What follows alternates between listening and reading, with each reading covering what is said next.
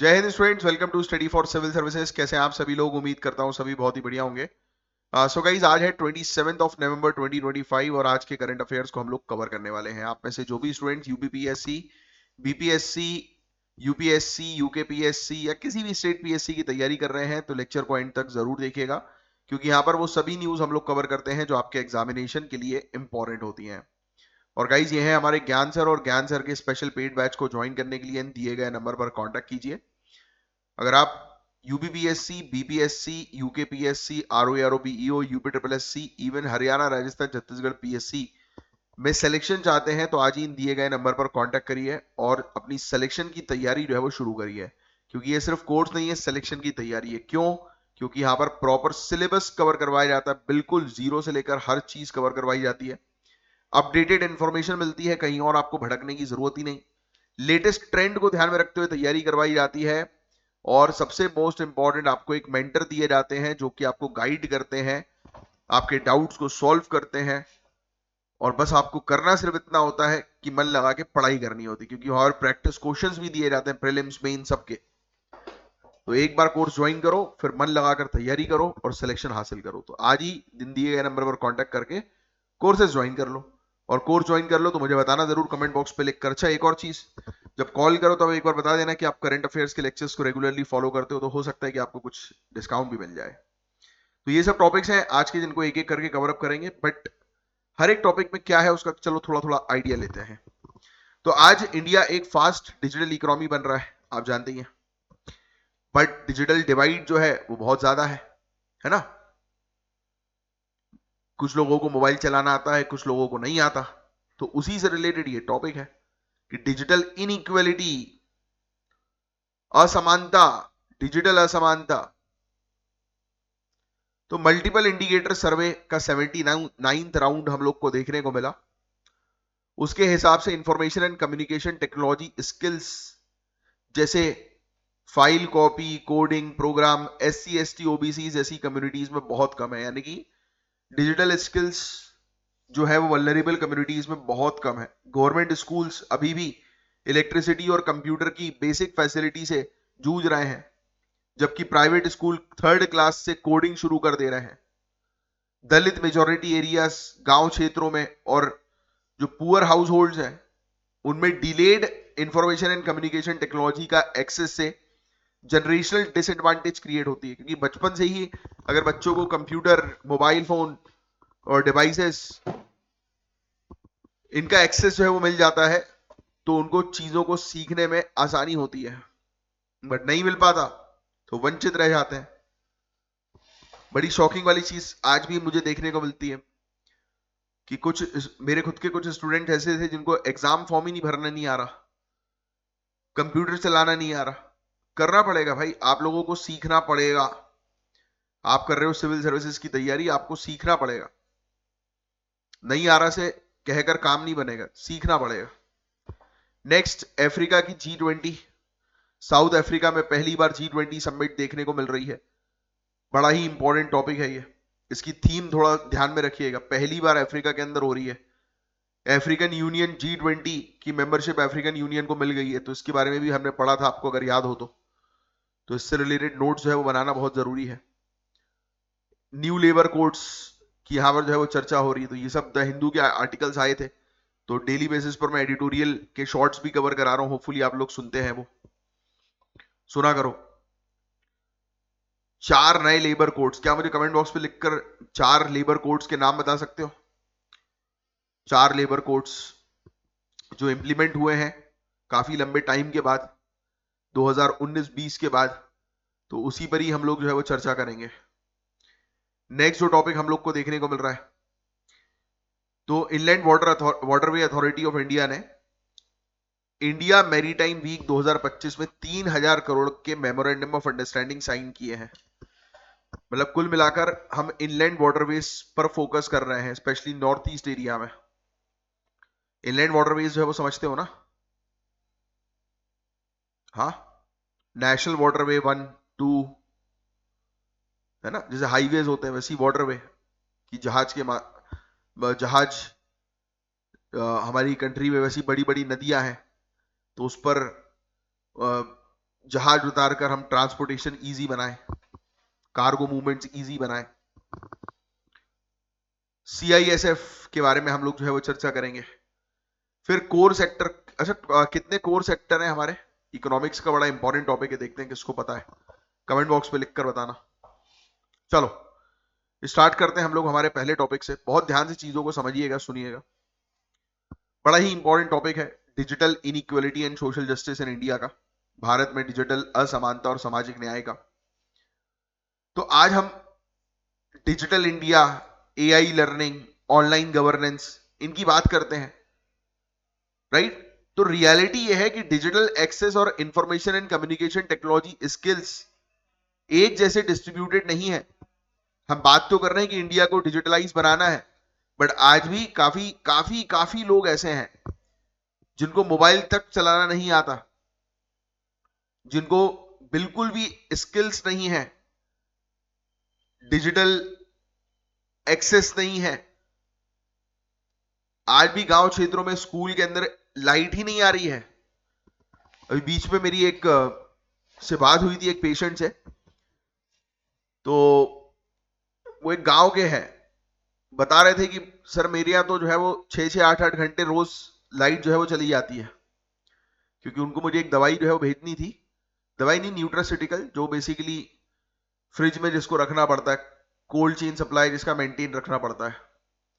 तो उनने ये चीज बताई। तो सोचो आज की डेट में हम 100% इलेक्ट्रिफिकेशन की बात करते हैं, बट ग्राउंड रियलिटी ये है कि आज भी काफी सारी जगहों पर इलेक्ट्रिसिटी अवेलेबल नहीं है, और विदाउट इलेक्ट्रिसिटी कहां से आप डिजिटल इंडिया बना दोगे? तो भाई बेसिक चीजों पर काम करना जरूरी है। मल्टीपल इंडिकेटर सर्वे के 79th राउंड के एनालिसिस ने कास्ट, जेंडर, क्लास और रीजन के बेसिस पर डीप डिजिटल डिवाइड को हाईलाइट किया, जिसका डायरेक्ट इंपैक्ट सामाजिक न्याय, इकोनॉमिक अपॉर्चुनिटी और जनरेशनल मोबिलिटी पर पड़ता है। समझ रहे हो आप? भाई लोग कमाएंगे कैसे जब उनको वो स्किल्स ही नहीं है उनके अंदर, जो आज की रेट में जिस स्किल्स की आवश्यकता है। नेशनल स्टडी के मुताबिक इंडिया में सीवियर डिजिटल और information and communication technology skill divide exist करता है, स्पेशली मार्जिनलाइज कम्युनिटी में। जो पिछड़ा वर्ग जो है, पिछड़ी कम्युनिटी जो है, उनमें हम लोग को ये चीज देखने को मिल रही है कि बहुत गैप है, बहुत ज्यादा इंफॉर्मेशन एंड कम्युनिकेशन टेक्नोलॉजी के स्किल्स की कमी है। कई रीजन के सरकारी स्कूल आज भी इलेक्ट्रिसिटी और कंप्यूटर एक्सेस की बेसिक फैसिलिटी से स्ट्रगल कर रहा है, जो मैंने भी आपको बताया। इलेक्ट्रिसिटी ही नहीं है भाई, इलेक्ट्रिसिटी की ही दिक्कत है इतनी बड़ी। तो क्या करोगे आप? प्राइवेट स्कूल जो है शहर में, 3rd क्लास के बच्चों को कोडिंग सिखाया जा रहा है। नेशनल रिसर्च इंस्टीट्यूशंस के एक्सपर्ट्स कहते हैं कि information and communication technology education तक लेट एक्सेस से मार्जिनलाइज कम्युनिटीज में जनरेशनल डिसएडवांटेज को डीप किया जाता है। अगर पेरेंट्स ही जो है वो उतने एजुकेटेड नहीं है, उनके अंदर स्किल्स नहीं है, तो बच्चों को कैसे वो स्किल्स प्रोवाइड कराएंगे? तो यही तो जनरेशनल गैप जो है वो बढ़ता जाता है। अगर एक बच्चा 3rd क्लास से कोडिंग सीख रहा है और दूसरा 10वीं क्लास तक कंप्यूटर को टच नहीं कर पाता, तो क्या उन दोनों का करियर ग्रोथ इक्वल हो सकता है? कभी नहीं। गंभीरता को समझ रहे हो उस टॉपिक की? सर्वे ने हम लोग को जो है वो ये चीज बताई, 9 information and communication technology indicators इन्होंने यूज किए, जैसे कि फाइल को कॉपी करना, सिंपल प्रोग्राम लिखना, बेसिक डिजिटल ऑपरेशंस करना। 4 लाख घरों को कवर किया, 11 लाख से ज्यादा इंडिविजुअल्स को कवर किया। स्टडी के मुताबिक caste, residence, household expenditure, ये तीनों डिसाइड करते हैं कि कौन डिजिटल कैपेबिलिटी एक्वायर कर पाएगा। इसका मतलब है डिजिटल डिवाइड सिर्फ टेक्नोलॉजी का मुद्दा नहीं है, सोशल स्ट्रक्चर का रिफ्लेक्शन भी है।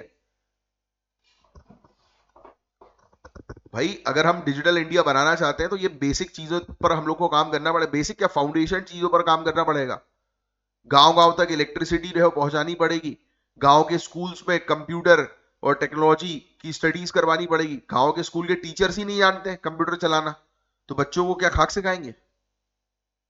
तो ये है इस टॉपिक की गंभीरता जो आपको समझना है। वेस्टर्न उत्तर प्रदेश जैसे रीजन में सरकारी स्कूल के बच्चे इलेक्ट्रिसिटी का इंतजार करते हैं कंप्यूटर यूज करने के लिए। सोचिए आप, private CBSE ICSE schools early digital exposure दे देते हैं। जो पिछड़े ग्रुप के जो बच्चे हैं उनको information and communication technology education बहुत देर से मिलता है, क्योंकि सरकारी स्कूल्स ने कंप्यूटर को लार्ज स्केल पर राइट टू एजुकेशन एरा के बाद अडॉप्ट किया। तो जब तक ये हुआ, इंडस्ट्री स्किल बेसिक सॉफ्टवेयर से आगे निकल चुकी थी। ऑब्वियस ही बात है कि इंडस्ट्रीज को आज की डेट में ये थोड़ा चाहिए कि आपको पीपीटी बनाना आता है क्या। मैं लिटरली मैं आपको बता रहा हूं, लोगों को पीपीटी तक बनाना नहीं आता। लोग अपने रिज्यूमे नहीं बना पा रहे हैं कंप्यूटर में। उसके लिए वो एमपी ऑनलाइन या दूसरे मतलब जो भी कियोस्क सेंटर जो है वहां पे जा रहे हैं। लोग एग्जाम फॉर्म को डाउनलोड नहीं कर पा रहे, अपनी एडमिट कार्ड डाउनलोड नहीं कर पा रहे। ये बहुत बेसिक सी चीज है। और ये मैं किन की बात कर रहा हूं, वो जो आईएएस बनना चाहते हैं, एसडीएम बनना चाहते हैं, डीएसपी बनना चाहते हैं। भैया तुम उस सरकारी पद पे जाना चाह रहे हो और तुम्हें खुद बेसिक नॉलेज नहीं है इन सब चीजों का, तो कैसे काम बनेगा। काम ऐसे बनेगा कि आपको जो चीज नहीं आती है वो आपको सीखनी पड़ेगी। आप ये नहीं कह सकते कि अरे मैं नहीं सीख रहा यार। अगर इंटरव्यू में ही ये क्वेश्चन जो है पूछ लिया फिर क्या करोगे आप। आपको डिजिटली एक्टिव रहना बहुत जरूरी है। साइबर सिक्योरिटी के पैतरे आपको पता होना बहुत जरूरी है। आगे चल के अधिकारी बनोगे तो आज आपको पता होना चाहिए कि कहां प्रॉब्लम्स हो रही, कौन सी लिंक पे क्लिक करने से दिक्कतें हो सकती हैं। HTML जो हाइपरलिंक्स वगैरह जो होती हैं वो किस टाइप की होती हैं। इसीलिए तो कंप्यूटर भी सब्जेक्ट क्यों रखा है सिविल सर्विसेज के अंदर। तो सिर्फ रट्टू तोता मत करो, चीजों को समझो, प्रैक्टिकली देखो। दलित मेजोरिटी सेटलमेंट्स को कमजोर स्कूल इंफ्रास्ट्रक्चर मिला, जिसकी वजह से डिजिटल एक्सपोजर शुरू होने से पहले ही लर्निंग आउटकम जो है वो स्टैग्नेंट हो गया। भाई इट इज वेरी इंपॉर्टेंट कि आपको जो है वो इंफ्रास्ट्रक्चर पर काम करना पड़ेगा। अगर बच्चों को सही इंफ्रास्ट्रक्चर नहीं मिल रहा है तो बच्चे फिर कैसे आगे बढ़ेंगे यार। तो कई बार पता है, जैसे कि हम बातें तो अच्छी करते हैं कि ये होना चाहिए, वो होना चाहिए, ऐसा होना चाहिए, वैसा होना चाहिए। भाई लोगों को चीजें मिलनी भी तो चाहिए। स्टीव जॉब्स की मैं एक डॉक्यूमेंट्री देख रहा था, उसमें पता है बहुत बेहतरीन चीज उस बंदे ने बोली कि अगर मेरे स्कूल में कंप्यूटर नहीं होता ना तो आज की डेट में माइक्रोसॉफ्ट नहीं बन पाता। बहुत तगड़ी बात बोली उस बंदे ने। तो इट इज ऑल्सो अबाउट, जैसे हम बड़ी बड़ी बातें तो कर लेते हैं ना कि अरे तुम गरीब हो तो क्या हुआ, तुम्हारे पास अपॉर्चुनिटी है नहीं है तो क्या हुआ। एक्चुअल में असर पड़ता है भाई। हम अपने मन को तो थोड़ा सा शांत कर लेते हैं कि चलो कोई बात नहीं, लड़ेंगे, फाइट करेंगे। देखो फाइट करने में, लड़ने में सब हासिल हो सकता है, but the point is that कि इट ऑल्सो मैटर्स कि आपका जो सर्कमस्टेंसेस है वो बेटर होना चाहिए। आपके पेरेंट्स से जितना आपके लिए करते बना उतना उन्होंने किया। अब आपको जो है वो इतना करना है कि जितना आपके पेरेंट्स ने किया उससे आप 100 गुना ज्यादा बेहतर करें, जिससे कि कल को जब आपके बच्चे होंगे तो उनको सब फैसिलिटीज बचपन से मिले जो शायद आपको नहीं मिल पाई। तो यही तो होती है ग्रोथ का सिनेरियो। वो पेरेंट्स जब बुजुर्ग हो रहे हैं तो उस समय उनको आप पूरी फैसिलिटीज दें जो उन्होंने सेक्रीफाइस किया है आपके लिए। This is the mindset. किसी को कोसता नहीं है, बट यस सर्कमस्टेंसेस बहुत इंपॉर्टेंट रोल प्ले करता है इंसान की ग्रोथ में। बट अब आप समझदार बन गए हैं, सिविल सर्विसेज की तैयारी कर रहे हैं, आप खुद से अपनी स्किल्स डेवलप कर सकते हैं। सोचो एक दलित मेजोरिटी गांव में अकेला कंप्यूटर है जिसे 300 स्टूडेंट शेयर करते हैं। एक सिंगल कंप्यूटर 300 स्टूडेंट शेयर कर रहा है। वहीं एक प्राइवेट स्कूल में हर 5 स्टूडेंट्स के लिए एक कंप्यूटर है। इस डिफरेंस का इंपैक्ट सिर्फ स्किल पर नहीं, कॉन्फिडेंस, एक्सपोजर और अपॉर्चुनिटी पर पड़ता है।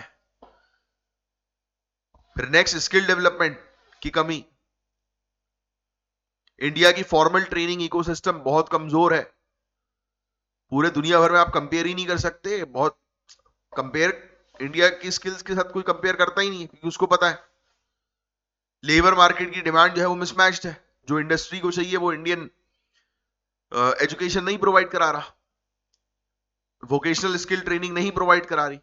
युवा mechanical work, electronic repair, driving, computer skill सीखना चाहते हैं, but formal training opportunity limited होने की वजह से वो इनफॉर्मल अप्रेंटिसशिप्स के लिए रिलाय करते हैं, जिसमें कई बार उनके साथ फ्रॉड भी हो जाता है, धोखाधड़ी भी हो जाती है। उनको कहा जाता है कि चलो आपको ये ट्रेनिंग दी जाएगी, इसके इतने रुपए लगेंगे, बेचारे उधार उधार लेके कर भी लेते हैं और सामने वाला व्यक्ति फ्रॉड निकल के भाग जाता है। शेड्यूल कास्ट, ओबीसी कम्युनिटी, इनके स्कूल्स पे प्रॉपर इंफ्रास्ट्रक्चर नहीं है, लिमिटेड डिजिटल रिसोर्सेज होता है इनके पास। ठीक है, तो एक्सपर्ट्स के मुताबिक बताया जा रहा है कि rural residence plus low caste equals to highest burden of digital inequality. देखो, rural residence plus lower caste equals to highest burden of inequality, digital inequality, या फिर information and communication technology access बोल लो। तो भाई ये दिक्कत है कि गांव क्षेत्रों में अभी भी डेवलपमेंट नहीं है, जो होना बहुत जरूरी है। भाई हमारे देश की सबसे ज्यादा पॉपुलेशन गांव क्षेत्रों में रिसाइड करती है, निवास करती है, और उस क्षेत्र में आप डेवलपमेंट नहीं करोगे तो फिर कैसे इंडिया ग्रो करेगा?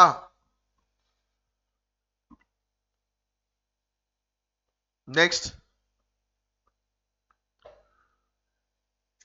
अब हालांकि इसका डेटा जो है वो ये नहीं बता रहा कि इनइक्वालिटी बढ़ रही है या कम हो रही है, तो फिर कैसे हम पता कर पाएंगे? देखो, हमें तो ऑलरेडी पता है कि इनइक्वालिटी जो है, ये लिखा हुआ है ना, स्कॉलर्स ने पॉइंट आउट किया कि MIS data set static snapshot के तौर पर काम करता है, जो कैप्चर ही नहीं कर पाता कि डिजिटल गैप जो है वो कितने बढ़ रहे हैं या कितने कम हो रहा है ओवर द टाइम। बट इसको कैप्चर करने के लिए हमें काम करना पड़ेगा, और काम क्या करना पड़ेगा? बेसिक फाउंडेशनल चीजों पर फोकस करो, इलेक्ट्रिसिटी का एक्सेस, स्मार्ट क्लासरूम्स, इन सब पर टारगेट करो। कास्ट को सिर्फ स्टैटिस्टिकल वेरिएबल समझना गलत है। हम लोग को देखने को होता है भेदभाव होता है ना यार, डिजिटल एक्सेस तक डिले क्रिएट करता है यही भेदभाव। एक कंप्यूटर है गांव में जिसको 300 लोग यूज करेंगे, उसमें भी कई बार कास्टिज्म हो जाता है, और गांव में तो सबसे ज्यादा है ही ऊंची जाति निचली जाति, अनफॉर्चुनेटली आज भी है। तो सबसे पहले तो ये सब जो दिक्कतें हैं सोशल वाली, सामाजिक प्रॉब्लम्स, उसको क्लियर करना बहुत जरूरी है। ठीक है, अब ये कुछ आंकड़े वगैरह जो है वो दिए हुए हैं, उतना कुछ खास नहीं है। Information and communication technology skill ना होने का परसेंटेज, शेड्यूल ट्राइब में 89.49% है, शेड्यूल कास्ट में 86.62, ओबीसी में 81.73, अदर्स में 73.71, मेन में 22.78%, वुमेन में 13.91%। तो ये सब याद रखने की जरूरत नहीं है। यूपी में सिचुएशन बहुत ज्यादा वर्स है, खराब है। कंप्यूटर प्लस इंटरनेट का एक्सेस, ठीक है। रिच लोग जो है वो इसलिए तो ये सब चीजों पर ज्यादा इन्वेस्ट जो है वो करते हैं कि इंटरनेट टेक्नोलॉजी है, वाईफाई, क्योंकि वो हमेशा नॉलेज सीख करते हैं और अपने आप को अपग्रेड करते हैं। तो लाइफ में जब आप अपने आप को अपग्रेड करोगे तभी आप आगे जो है वो बढ़ोगे। तो हमेशा हर मोड़ पे अपने आप को अपग्रेड करना चाहिए, नई नई चीजें जो है वो सीखना जरूरी है।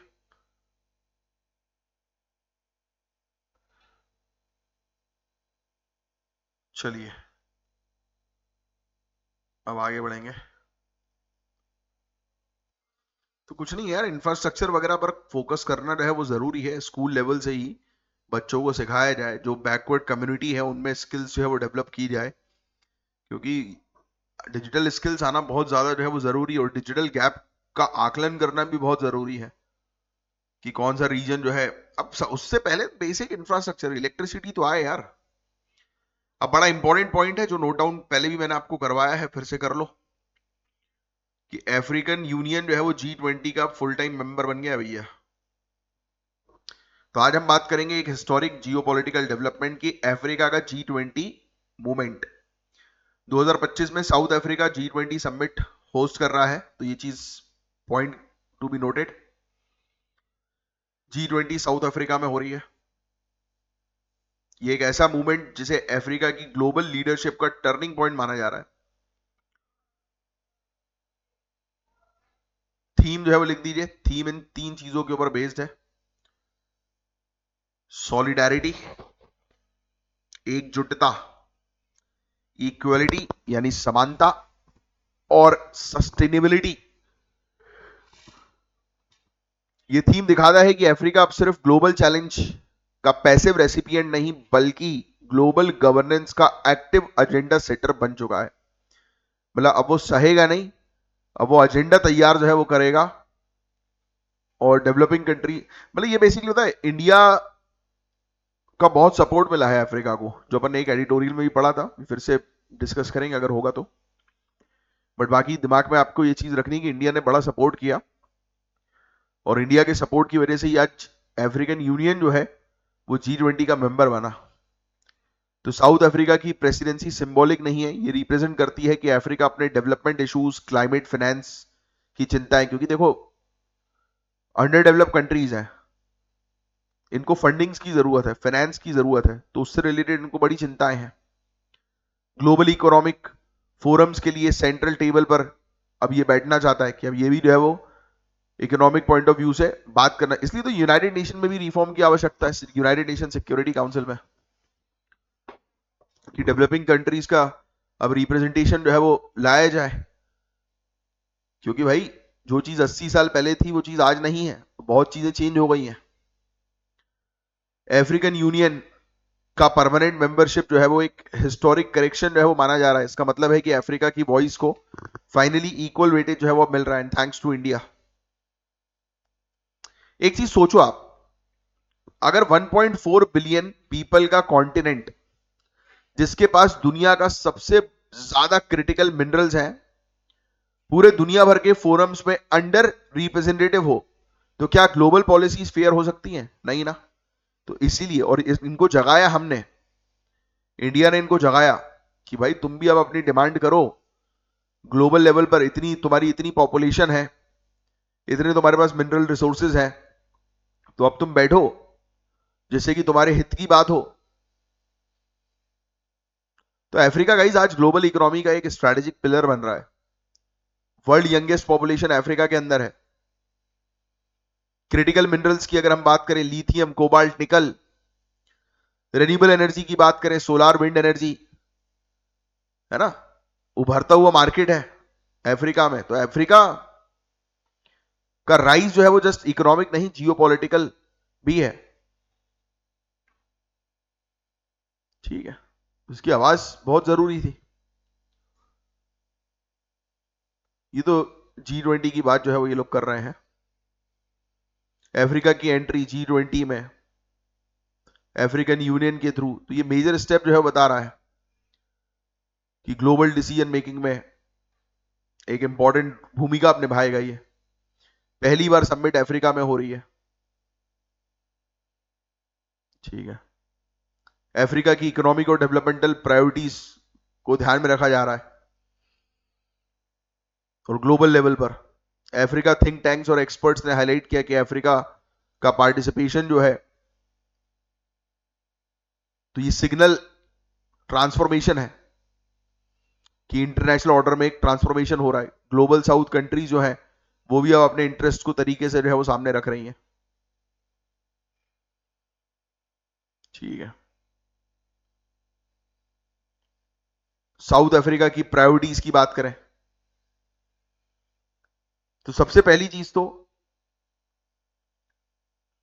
IMF, ये इसकी बात करें, World Bank, World Trade Organization, इनमें डेवलपिंग कंट्रीज की वॉइस जो है वो वीक है गाइस। अफ्रीका चाहता है कि वोटिंग पावर फेयर हो, लोन कंडीशनैलिटी सॉफ्ट हो, क्योंकि डेवलपिंग कंट्रीज है भाई, उन पर कम रेट ऑफ इंटरेस्ट जो है वो लगाए जाए, क्योंकि डेवलप कंट्रीज ने तो इस एनवायरमेंट को पल्यूट जो है वो करके अपना फायदा जो है वो निकाल लिया। और डेवलप कंट्रीज डेवलपिंग कंट्रीज को सपोर्ट करें, डेवलपमेंट फाइनेंस अफोर्डेबल हो।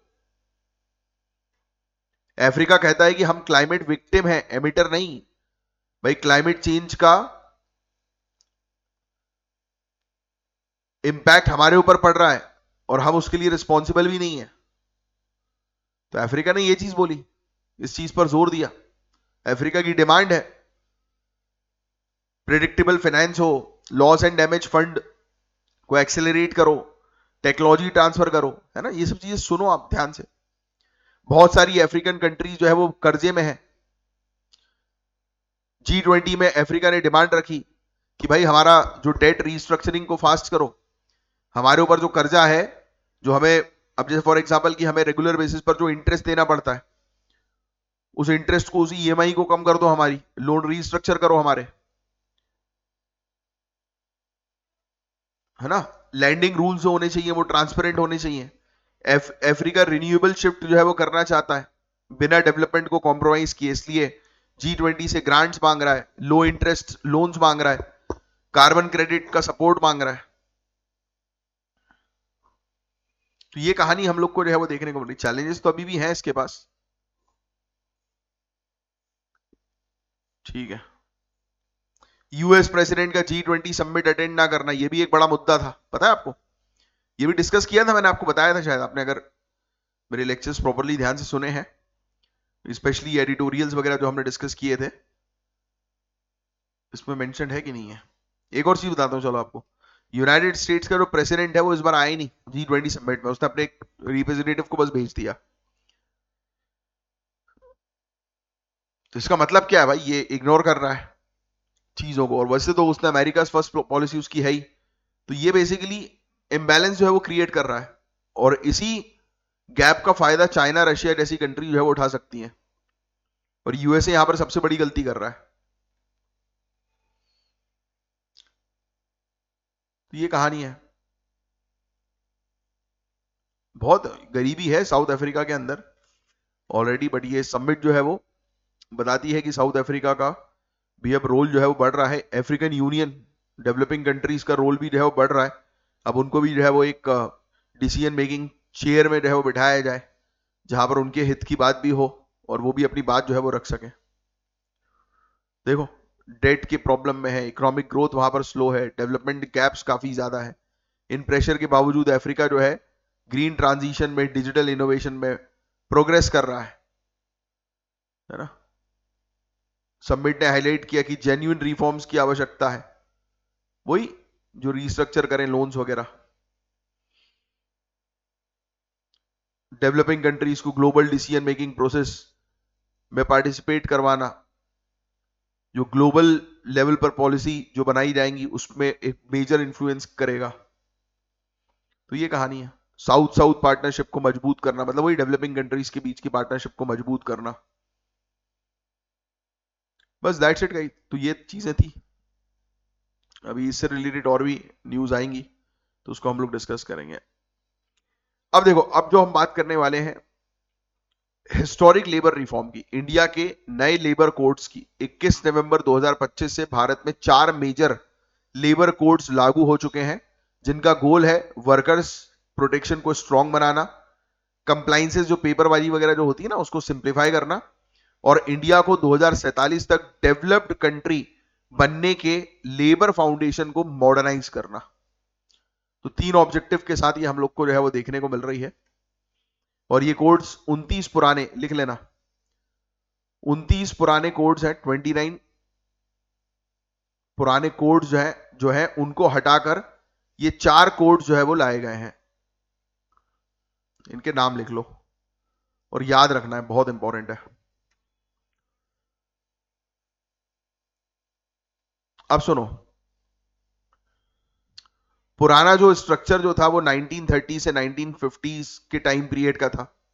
अब नई एज डिजिटल इकोनॉमी की है, प्लेटफॉर्म वर्क की है, गिग इकोनॉमी की है ना। तो जो पुराना वाला जो कानून है वो बिल्कुल भी सूटेबल नहीं है नई नई चीजों के लिए। इसलिए सरकार ने 29 कानून को इंटीग्रेट करके 4 में जो है वो कर दिया है। Code on wages 2019, industrial relation code 2020, social security code 2020, occupational safety, health and working condition, OSH code 2020 ये इंट्रोड्यूस कर दिया। अब सुनो, अगर एक एम्प्लॉयर को 10 अलग कानून फॉलो करने पड़ते हैं तो क्या वो कंप्लायंस या इन्फोर्समेंट को प्रायोरिटी देगा? क्या वो पेपर वर्क को प्रायोरिटी देगा? बिल्कुल नहीं भाई। अगर कोई एम्प्लॉयर है, उसको अगर काम करना है, कंपनी चलानी है, तो वो चाहता है ना कि यार सरकारी चीजें जो है वो इजी रहे। यस, तो इसी चीज को इन्होंने सिंप्लीफाई कर दिया। आओ फीचर्स देख लेते हैं, लिख भी लेना। Code on wages act, sorry code on wages 2019। इनने बोला भाई सबसे पहली चीज तो यूनिवर्सल मिनिमम वेज, कि एक मिनिमम वेज जो है वो दिया जाए, कम से कम एक पैसा जो है वो दिया जाए सभी वर्कर्स को, ऑर्गेनाइज अनऑर्गेनाइज सेक्टर के। फिर नेक्स्ट इन्होंने एक चीज इंट्रोड्यूस करी जिसको हम लोग बोलते हैं नेशनल फ्लोर वेज। कोई स्टेट इससे नीचे वेज नहीं रख सकता, यानी कि ये कहा गया कि पूरे नेशन में कम से कम ये एक रेट होगा जो वर्कर्स को देना ही पड़ेगा। फिर नेक्स्ट है जेंडर न्यूट्रल पे, नाम से जन्म में आ रहा है, main women transgender discrimination ban कर दिया। फिर एक और चीज इन्होंने बोली, ओवर टाइम करने पर दुगना जो है वो नॉर्मल रेट से दुगना वो दिया जाएगा बेनिफिट, 2x नॉर्मल वेज दिया जाएगा। इंस्पेक्टर कम फैसिलिटेटर मॉडल, पनिशमेंट से ज्यादा कंप्लायंस पर जो है वो फोकस करो, कि पेनाल्टी वगैरह ज्यादा मत लगाओ लोगों के ऊपर, लोगों को टारगेट करो कि लोग जो है वो जल्दी से जल्दी अपनी फाइलिंग जो है वो करें, है ना। माइनर वायलेशन को डीक्रिमिनलाइज कर दिया। इन्होंने बोला कि यार छोटे मोटे जो अपराध है, उल्लंघन है, उसको उससे निकालो, क्राइम की कैटेगरी से निकालो, क्योंकि अननेसेसरली कोर्ट के ऊपर बर्डन जो है वो क्रिएट करती हैं। अगर कोई छोटा शॉप में वर्कर 10 घंटे काम करे तो पुराने सिस्टम में ओवर टाइम क्लैरिटी नहीं थी, अब कानून कह रहा है कि जितना रेट है उसका आप दुगना जो है वो दोगे अगर ओवर टाइम कोई वर्कर काम कर रहा है तो। नेक्स्ट, अब इंडस्ट्रियल रिलेशंस कोड 2020 की बात करें तो सबसे पहली चीज तो फिक्स्ड टर्म एम्प्लॉयमेंट का, फिक्स्ड टर्म उसको फॉर्मलाइज कर दिया,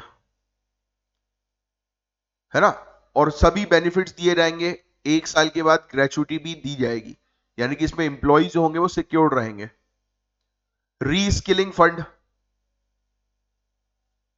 अब देखो इसमें क्या होता है, ये एक ऐसा फंड हम लोग को देखने को मिलता है, 15 दिन का वेजेस जो है वो दिया जाएगा उन वर्कर्स को जो अपनी स्किल्स बढ़ाते हैं, समझ रहे हो, एडवांस करते हैं। ट्रेड यूनियन को रिकॉग्नाइजेशन मिला, 51% मेजोरिटी यूनियन या फिर नेगोशिएटिंग काउंसिल की हम लोग को देखने को मिलेगी। मतलब ट्रेड यूनियन रिकॉग्नाइजेशन किस तरह का तरीके से किया जाएगा, 51% मेजोरिटी यूनियन की होगी या नेगोशिएटिंग काउंसिल की होगी, मतलब ज्यादा लोग यूनियन वाले जो है वो इसमें बैठेंगे चेयर में कंपनी के डिसीजन के लिए। गवर्नमेंट परमिशन की आवश्यकता होगी अगर 300 से ज्यादा वर्कर्स हैं तो, पहले 100 से ज्यादा वर्कर्स में गवर्नमेंट की परमिशन की आवश्यकता जो है वो होती थी अगर किसी को निकाला जा रहा है तो कंपनी से। ले ऑफ का मतलब कंपनी से निकाल दिया जाता है ना उसमें, हालांकि ये वाला पॉइंट मुझे थोड़ा सा वो लगा, बट ठीक है फिर भी सही है, क्योंकि क्या होता है कि कई बार अचानक से कंपनी जो है वो वर्कर्स को जो है वो निकाल देती है, तो उसको बार बार गवर्नमेंट को जो है वो जवाब देना पड़ता है। अब 300 वर्कर्स को निकालने पे जवाब देना पड़ेगा, ठीक है, छटनी करती है ना, ले ऑफ इसी को बोलते हैं, ठीक है। 14 दिन का नोटिस जो है वो देना पड़ेगा भाई, स्ट्राइक करने से पहले। अगर कोई लॉकआउट करते हैं, वर्कर्स स्ट्राइक करते हैं, तो 14 दिन का नोटिस दो। इंडस्ट्री और वर्कर्स की ब्रॉड डेफिनेशन इन्होंने जो है वो दिए, journalist, sale staff, supervisory employees, जिनकी अर्निंग जो है वो 18,000 तक की है, तो ये कहानी है। फिर कोड ऑन सोशल सिक्योरिटी, ये पूरी चीज लिखेंगे भैया आप लोग, है ना, ये पूरी A to Z चीज है वो इस फीचर के आपके लिए इंपॉर्टेंट है, A to Z। Code on social security 2020, universal social security gig workers को, प्लेटफॉर्म वर्कर्स को, अनऑर्गेनाइज वर्कर्स को, कॉन्ट्रैक्ट वर्कर्स को, सबको दे दी गई। Provident fund, ESIC, insurance, maternity benefit सब इंक्लूड है इसमें। ईएसआईसी पैन इंडिया एप्लीकेबल होगा, नोटिफाइड एरिया के अंदर लिमिटेशन रिमूव कर दी। Next, social security fund gig या अनऑर्गेनाइज वर्कर्स के लिए रख दिया गया। यूनिफॉर्म वेज की डेफिनेशन रख दी इन्होंने। फिक्स्ड टर्म रख दिया वर्कर्स को, 1 साल के बाद ग्रेजुइटी मिलेगी, जो मैं आपको ऑलरेडी बता ही चुका हूं। कंस्ट्रक्शन सेस जो है उसका डिजिटल असेसमेंट्स जो है वो किया जाएगा, जिससे कि डिले जो है वो नहीं होगा किसी भी तरीके का। तो कंप्लायंसेस इजी कर रहे हैं ये लोग, वर्कर्स के लिए चीजों को आसान बना रहे हैं, बेहतर सुविधा मिले वर्कर्स को, इस पर टारगेट है। अब देखो यही वाला नेक्स्ट वाला, safety, single unified registration, multiple returns और रजिस्ट्रेशंस को रिमूव कर दिया। एक सिंगल आप जो है वो रजिस्ट्रेशन करवा लो, बार बार रजिस्ट्रेशन करवाने की जरूरत नहीं है। नेक्स्ट, सेफ्टी वगैरह क्लॉज के लिए माइग्रेंट वर्कर जो है उनको ट्रैवल अलाउंस दिया जाएगा। ठीक है, नेशनल वर्कर डेटाबेस के तहत जो है वो नेशन वाइड पोर्टेबिलिटी इसमें हम लोग को जो है वो देखने को मिलेगी।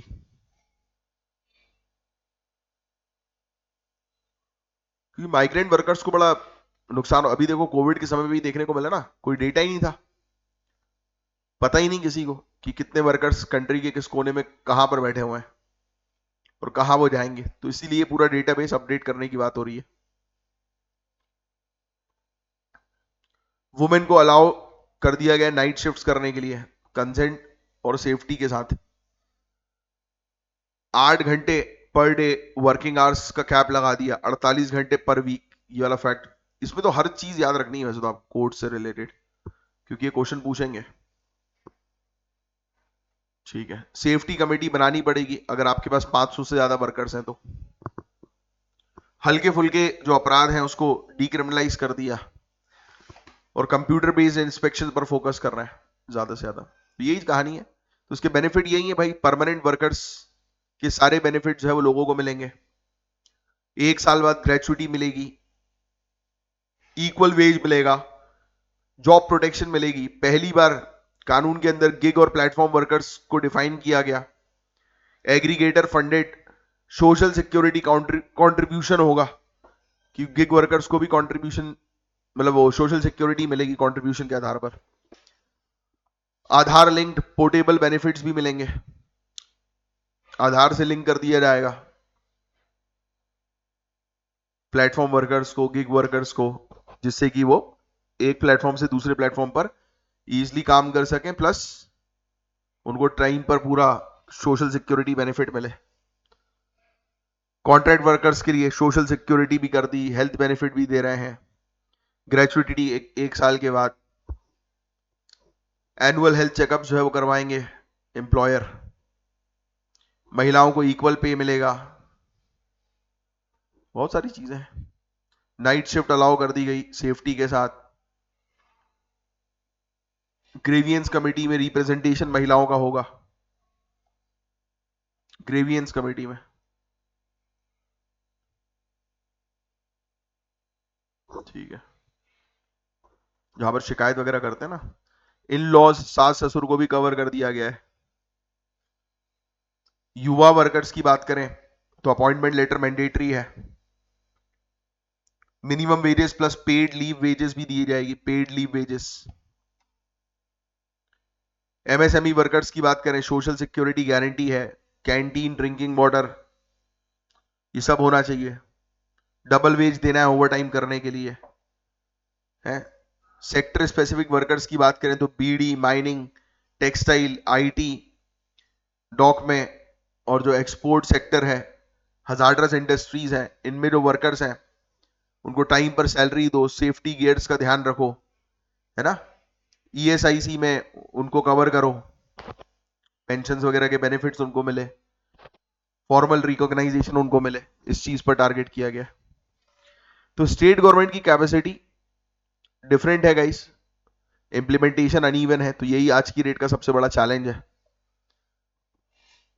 कि जो कोड्स तैयार तो हो गए हैं बट स्टेट गवर्नमेंट जो है वो इंप्लीमेंट कैसे कर पाएगी, क्योंकि उसके पास खुद ही रिसोर्सेज की कमी है। छोटी छोटी कंपनीज को यूनिफाइड रजिस्ट्रेशन या रिटर्न सिस्टम में अडॉप्ट करने में डिफिकल्टी आ रही है। गिग वर्कर के database plus aggregator contribution timely comply जो है वो नहीं कर रहा है। तो भाई अब देखो, अभी भी अब देखो 5 साल तो लग ही गया इसको इंप्लीमेंटेशन में लाने में। अब नेक्स्ट 5 ईयर्स जो है वो और लगेगा, जिससे और बेहतर तरीके से इंप्लीमेंट हो सके। समझ रहे हो? तो ये वाली कहानी है। लेबर कोड्स बहुत, हर एक चीज, ये वाली जो चीज है ना, फीचर्स इसके, हर एक चीज बहुत अच्छे से लिख लेना, ये चारों कोड्स, और इसको याद याद कर लेना, क्योंकि इससे रिलेटेड क्वेश्चंस आएंगे ही आएंगे। चलिए बस दैट्स इट। नेक्स्ट, अब देखो बड़ा सिंपल सा टॉपिक है। हम लोग जो है वो चाह रहे हैं कि हमारे यहाँ पे बड़ी बड़ी नदियां हैं, तो भाई उसका भरपूर इस्तेमाल कर पाए हम। तो इसी के बारे में हम बात करेंगे। बड़ा ही एक्सट्रीमली इंपॉर्टेंट इंफ्रास्ट्रक्चर का टॉपिक है, नॉर्थ ईस्ट इंडिया में इनलैंड वाटरवेज का एक्सपेंशन। तो इंडिया मैरीटाइम वीक 2025 के दौरान inland waterway authority of India, इन्होंने लगभग 3000 करोड़ का एग्रीमेंट जो है वो साइन किया।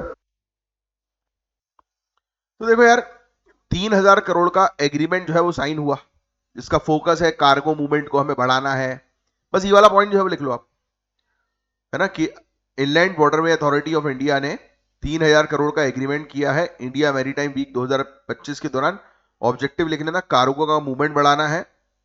नेक्स्ट, हम लोग को water based urban mobility launch जो है वो करना है, कि भाई शहरी क्षेत्र में भी लोग जो है वो एक जगह से दूसरी जगह नदी के रूट के थ्रू जाए, है ना। और रिवर टूरिज्म को जो है वो नॉर्थ ईस्ट रीजन पे बढ़ाना है। तो फोकस जो है वो नॉर्थ ईस्ट के ऊपर है, बस दैट्स इट। नॉर्थ ईस्ट को अंडरलाइन कर लेना। तो ये पूरा इनिशिएटिव नॉर्थ ईस्ट को इनलैंड कनेक्टिविटी, ट्रेड और टूरिज्म का हब बनाने के नेशनल गोल के साथ अलाइन कर रहा है। अच्छा, अब सवाल ये उठता है कि क्यों इनलैंड वाटरवेज नॉर्थ ईस्ट के लिए मैटर करता है। भैया अगर आप नॉर्थ ईस्ट में देखोगे, ये देखो इधर, ये अगर आप नॉर्थ ईस्ट में देखोगे, ब्रह्मपुत्र, बरख, सुबनसिरी, लोहित, सियांग, है, इम्फाल, गुमटी, ऐसी ऐसी ऐसी नदियां, पावरफुल नदियां यहां पर मिल जाएंगी। इसमें से कई नदियां नेशनल वाटरवे एक्ट के तहत जो है वो आती हैं। फैक्ट याद रखना, नेशनल वाटरवे 2 ब्रह्मपुत्र दुबरी सदिया का है। नेशनल वाटरवे 16 बराक नदी पर है। इंडो बांग्लादेश प्रोटोकॉल रूट्स भी हम लोग को जो है वो देखने को मिलता है, इसी क्षेत्र में है। बांग्लादेश के पोर्ट्स और साउथ ईस्ट एशिया तक का डायरेक्ट एक्सेस यहां से मिल जाता है। तो ये कहानी है मेन, कि ऑलरेडी नॉर्थ ईस्ट के पास इतनी मेजर पावरफुल नदियां हैं, तो उसको तो हम डेवलप करेंगे, इसलिए इतना पैसा लगा रहे हैं। इवन आपको कुछ चीजों से अवगत कराएं, तो Assam petrochemicals limited plus government of Assam, इन्होंने मिलकर बताऊं क्या किया है, कार्गो लॉजिस्टिक्स को मजबूत करने के लिए इनको मिलाया गया। ब्रह्मपुत्र की मेजर सिटीज में अर्बन वाटर ट्रांसपोर्ट सिस्टम बनाने के लिए ये चीज हम लोग को देखने को मिली। देखो लिखा ना, inland waterway authority of India और आसाम पेट्रोकेमिकल लिमिटेड, इन्होंने एग्रीमेंट साइन किया, जिसके अंदर 400 करोड़ रुपए इन्वॉल्व है, जिसमें मिथेनॉल और फॉर्मेलिन को ट्रांसपोर्ट जो है वो किया जाएगा इस रूट के थ्रू, और नेशनल वाटरवेज के थ्रू एक्सपोर्ट करेंगे भैया हम लोग, मेन चीज है। तो ये कार्गो लॉजिस्टिक्स को मजबूत करेगा। ठीक है, टूरिज्म को एक्सपेंड करेगा, लाइट हाउसेस बनेंगे, लोगों को जॉब्स मिलेंगी, तो बहुत सारी चीजें हैं भाई। Inland waterway authority of India का क्या रोल है, ये फैक्ट्स लिख लेना। 1985 कानून के तहत इसको स्टैब्लिश किया गया था, एक स्टैट्यूटरी अथॉरिटी, हेडक्वार्टर अक्सर पूछता है। नोएडा, रीजनल ऑफिसेस पूछ लेते हैं, पटना, कोलकाता, गुवाहाटी, वाराणसी, भुवनेश्वर, कोची। क्या काम होता है इसका?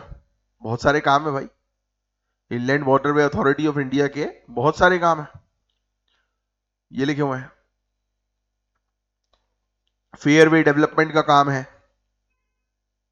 टर्मिनल्स और जेटीज को क्रिएट करती है, रोपैक्स ऑपरेशंस करती है, नाइट नेविगेशन, वेसल रेगुलेशंस, इन सब चीजों पर काम करती है कि कौन सी जहाज लाना है, कौन सा नहीं लाना है, उसके स्टैंडर्ड्स क्या होंगे, इन सब पर काम करती है। इसका क्लियर फोकस है कि फ्यूल एफिशिएंट और लो कॉस्ट लॉजिस्टिक्स मोड्स बनाना, कि सस्ते रेट में जो है वो सामान एक जगह से दूसरी जगह पहुंच जाए।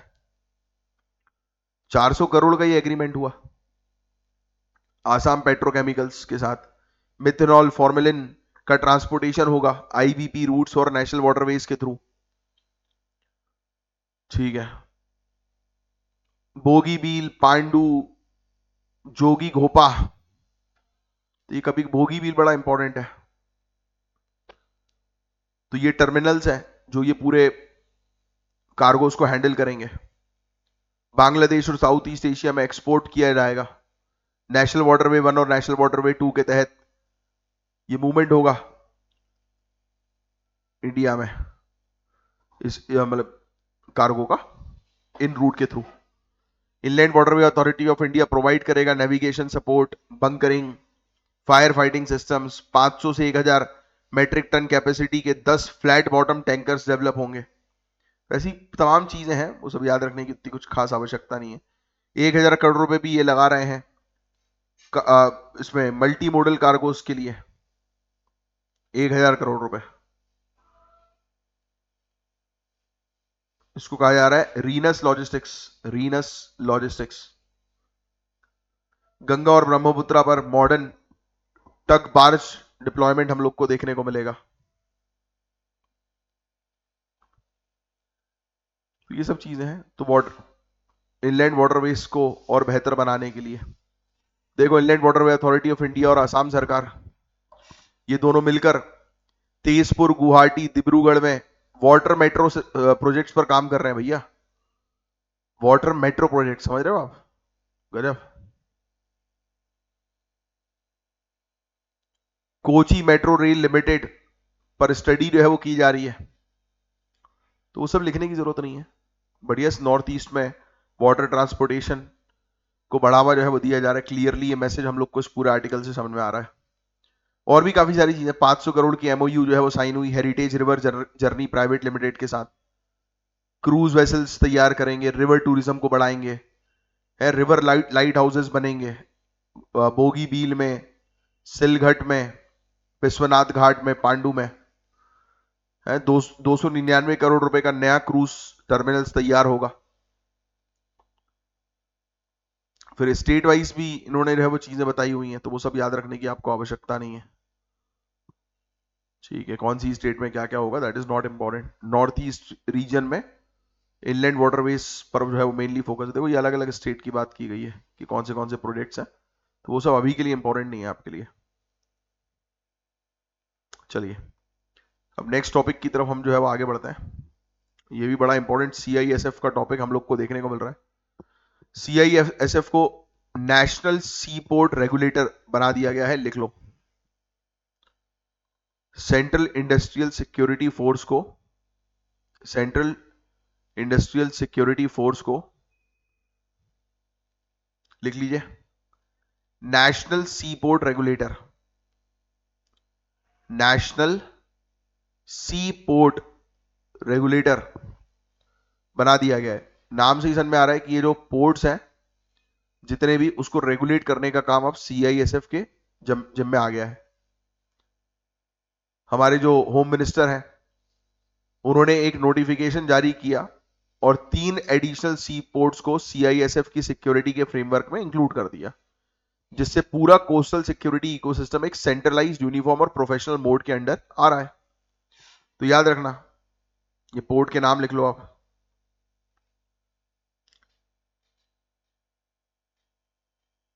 ये पोर्ट के नाम लिख लीजिए। 3 सी पोर्ट जो है वो CISF के अंडर जो है वो आ गए।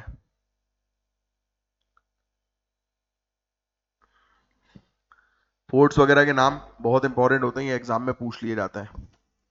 केरल का Vizhinjam international sea port, Gujarat का हजीरा पोर्ट और गुजरात का पिपावाव पोर्ट। इनको ऑफिशियली सीआईएसएफ के अंडर ला दिया गया है। इससे CISF official recognise security organisation RSO बन गया है, लिख दीजिएगा। इससे हुआ यह है कि सीआईएसएफ जो है वो आरएसओ बन गया है, ऑफिशियल रिकॉग्नाइज सिक्योरिटी ऑर्गेनाइजेशन। सारे मेजर और माइनर पोर्ट्स की सिक्योरिटी कंप्लायंसेस अब सीआईएसएफ देखेगा। याद रखिएगा, पोर्ट पर कौन सी सिक्योरिटी रहेगी? सीआईएसएफ। ये ऐसे क्वेश्चंस आ जाएंगे। इंडिया में 250 से ज्यादा ऑपरेशनल पोर्ट्स हैं। अगर हर पोर्ट का सिक्योरिटी मॉडल अलग होगा तो क्या मैरीटाइम सिक्योरिटी यूनिफॉर्मली इन्फोर्स हो सकती है? बिल्कुल नहीं। तो इंडिया के पास 250 छोटे और इंटरमीडिएट सी पोर्ट्स हम लोग को जो है वो देखने को मिलते हैं। इनमें से सिर्फ 65 से 68, 65 to 68 के अराउंड हम लोग को जो है वो देखने को मिलते हैं कि एक्टिव कार्गो जो है वो हैंडल करते हैं। बहुत ही कम एक्टिव कार्गो हैंडल करते हैं टोटल पोर्ट्स में से। तो पोर्ट सेक्टर में बड़ा इन्वेस्टमेंट जो है वो आ रहा है, और सिक्योरिटी मॉडर्नाइजेशन को ब्लू इकोनॉमी स्ट्रेटेजी का सेंट्रल पिलर बोला गया, क्योंकि सिक्योरिटी होना बहुत ज्यादा जरूरी है। सिक्योरिटी जो है वो नहीं होगी तो स्मगलिंग और ये सब एक्टिविटीज बहुत ज्यादा बढ़ जाएंगी। तो इस कॉन्टेक्स्ट में एक यूनिफॉर्म सिक्योरिटी आर्किटेक्चर बहुत ज्यादा जरूरी जो है वो हो गया है। चलो आगे की बात करते हैं। इसमें तो बस मेन चीज बस यही समझना था आपको कि भाई अब सीआईएसएफ जो है वो इंडियन पोर्ट्स की सिक्योरिटी जो है वो देखेगा, दैट्स इट। इसमें आपको आरएसओ के बारे में मुझे बताना था। चलो एक काम करो, कुछ चीजें लिख लो जो बता रहा हूं मैं, ये थोड़ी सी काम की है। ऑफिशियली इसको आरएसओ बोल दिया गया है, जो मैंने भी आपको लिखवाया ये है ना। इसी के नीचे लिख देना 3 चीजें बस लिख लो कि सीआईएसएफ जो है वो अब 3 चीजें जो है वो क्या क्या करेगी। पहली चीज तो पोर्ट सिक्योरिटी प्लान्स प्रिपेयर करेगी, पोर्ट सिक्योरिटी प्लान्स प्रिपेयर करेगी। दूसरी चीज सिस्टमैटिक सिक्योरिटी असेसमेंट्स करेगी, सिस्टमैटिक सिक्योरिटी असेसमेंट करेगी। क्या आकलन करेगी कि पूरी जो सिक्योरिटी हर जगह पर है वो प्रॉपर सिस्टमैटिक है कि नहीं। कंप्लायंसेस एनफोर्स करेगी कि प्रॉपर तरीके से अनुपालन हो रहा है कि नहीं हो रहा, पूरे ऑर्डर्स का, पूरे रूल्स का जो सीआईएसएफ के द्वारा बनाए जा रहे हैं पोर्ट्स को सिक्योर रखने के लिए।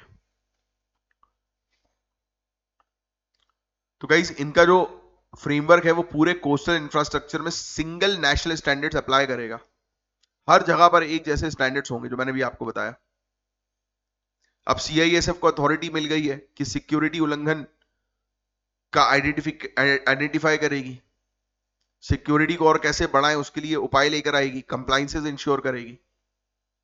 तो बेहतरीन चीज है ये नोटिफिकेशन वगैरह याद रखने की जरूरत नहीं है। 6 रेलवे स्टेशन इंडिया पाकिस्तान के बीच में, इंडिया बांग्लादेश बॉर्डर के बीच में, इसको भी नया इमिग्रेशन पोस्ट जो है वो माना गया है कि क्रॉस बॉर्डर पैसेंजर्स का मूवमेंट जो है वो स्मूथली हो सके।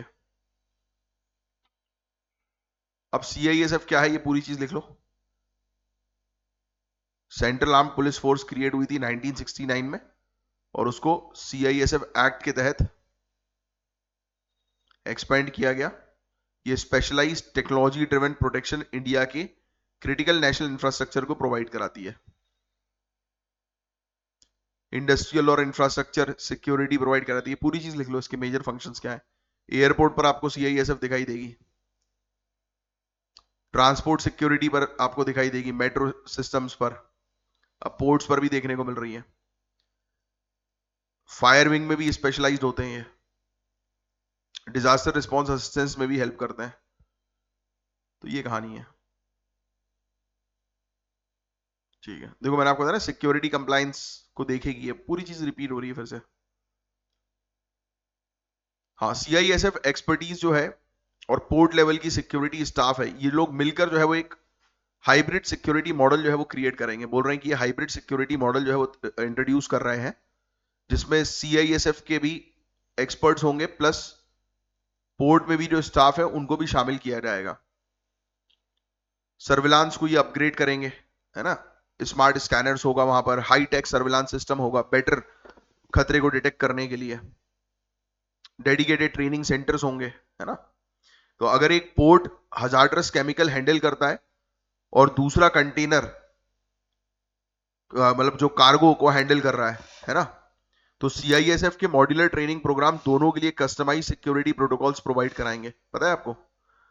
मतलब ये इस प्रकार प्रकार से ट्रेनिंग देंगे कि जहां पर हजार्डरस केमिकल्स हैं उनको हैंडल करने के लिए अलग कैटेगरी के स्टाफ, अलग कैटेगरी की फोर्स, और जो नॉर्मल है कंटेनर कार्गो उसके लिए अलग फोर्स, यानी कि स्पेशलाइज होंगे अपने हर एक एक्शंस के लिए। तो बहुत शानदार चीज है। तो इससे जो है वो होगा यही कि बड़े बड़े पोर्ट्स ही नहीं, छोटे पोर्ट्स में भी सेम हाई लेवल सिक्योरिटी अब फॉलो होगी।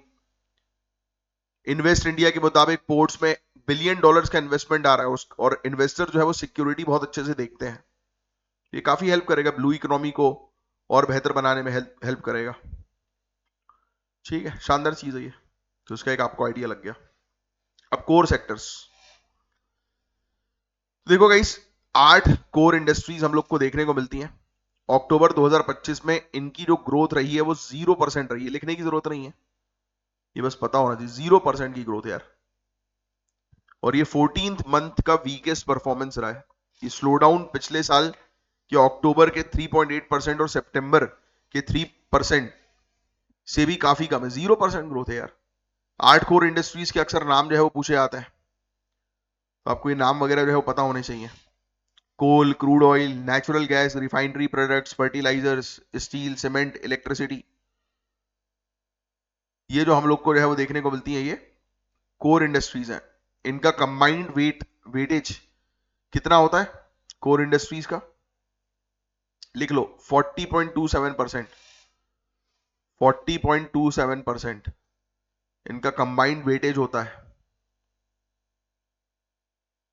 इंडेक्स ऑफ इंडस्ट्रियल प्रोडक्शन में।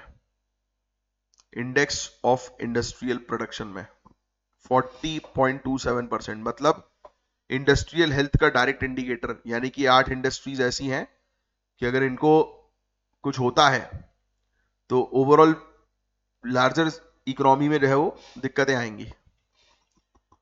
तो भैया इनकी 0% ग्रोथ है, तो ये चिंता वाली बात हम लोग को देखने को मिल रही है। ये सेक्टर फाउंडेशनल इंफ्रास्ट्रक्चर रिप्रेजेंट करते हैं, मैन्युफैक्चरिंग प्लस एनर्जी सप्लाई की बैकबोन है कि नहीं। अगर इनमें स्लो डाउन होता है तो power shortage, higher industrial cost, production cycles disturb हो जाते हैं। बहुत इसके कास्केडिंग इफेक्ट्स हम लोग को देखने को मिलते हैं। अब देखो अलग अलग सेक्टर्स में किस प्रकार से हम लोग को देखने को मिल रहा है कि ग्रोथ स्लो हुई है, तो वो लिखने की जरूरत नहीं है। कोयले में हम लोग को 8.5% देखने को मिल रहा है। ये देखो, ये इंपॉर्टेंट है कोयला। इलेक्ट्रिसिटी की बात करें 7.6%, नेचुरल गैस 5%, क्रूड ऑयल 1.2% है। क्या रीजन बताया जा रहा है? रीजन यह है कि मॉनसून लंबे समय तक चल गया, वेदर जो है वो काफी ठंडा है, इलेक्ट्रिसिटी की डिमांड जो है वो लो है, माइनिंग जो है वो उसमें स्लो डाउन हो गया है।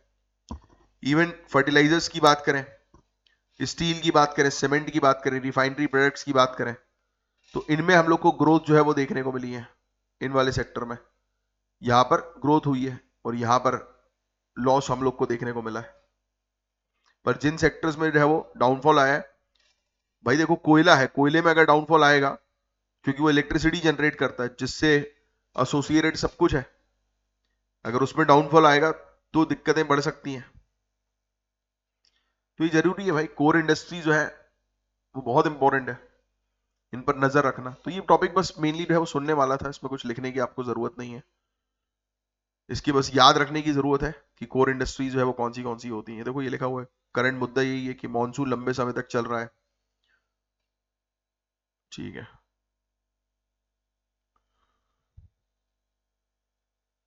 ट्रेडिशनल एनर्जी इनपुट्स पर डिपेंडेंसी है जिसके कारण से इंडस्ट्रियल बेस जो है वो प्रॉपर सप्लाई प्रोवाइड नहीं करा पा रहा। तो ये सब चीजें हैं, बस दैट्स इट। बाकी उतना आंकड़े वगैरह याद नहीं रखने आपको इसमें।